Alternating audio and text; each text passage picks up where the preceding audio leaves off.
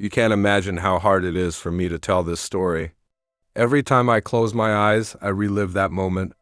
It feels like being trapped in a nightmare, one that couldn't be real, but I was there. It all started at the edge of the research planet, Galena. She was the brightest star in our intergalactic exploration team. Everyone who knew her admired not only her intelligence but her beauty as well. She was radiant, not just in appearance but in spirit. However, lately I had noticed something strange about her. Her graceful demeanor had given way to silence, a distant gaze. Her eyes, once full of life, now seemed empty. But only I seemed to notice. That day, something felt wrong. There was a heavy, invisible presence hanging over everything in the boundary area.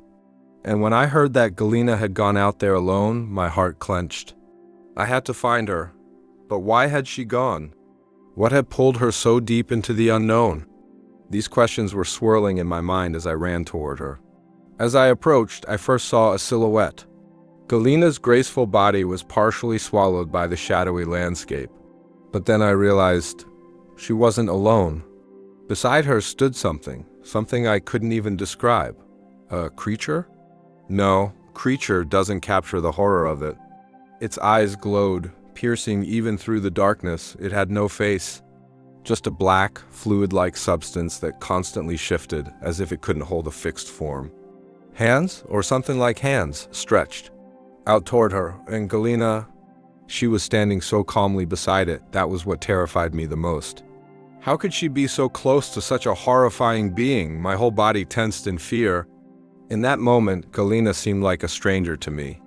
She was still standing with that graceful posture, but it didn't feel right. Something was very wrong. Were they communicating? I don't know. But the silence between them was worse than anything they could have said.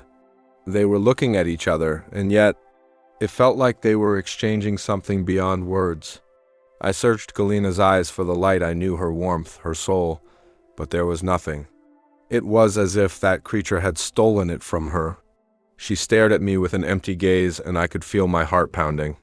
I had to get closer. I had to know what was happening. But my legs wouldn't move.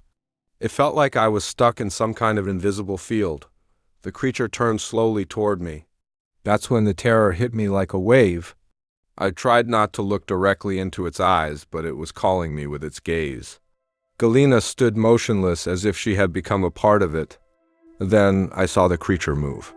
Its shapeless arm, or whatever it was, reached out and touched Galena. That was when I witnessed the most terrifying thing in my life. Her body, it started to change, just like the creature. Her once beautiful skin darkened, swallowed by a living shadow. She tried to lift her hand, as if to reach out to me, but no words came.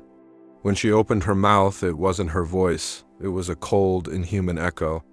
The kind of sound that shouldn't come from a human being. Galena was quickly becoming something else, something like the creature. Watching her vanish before my eyes was unbearable. Her human form was melting into the void, her very essence slipping away. Soon, there was nothing left of her. Just another dark, shifting figure like the creature beside her. And they were watching me, as if they wanted me to see, as if they were warning me.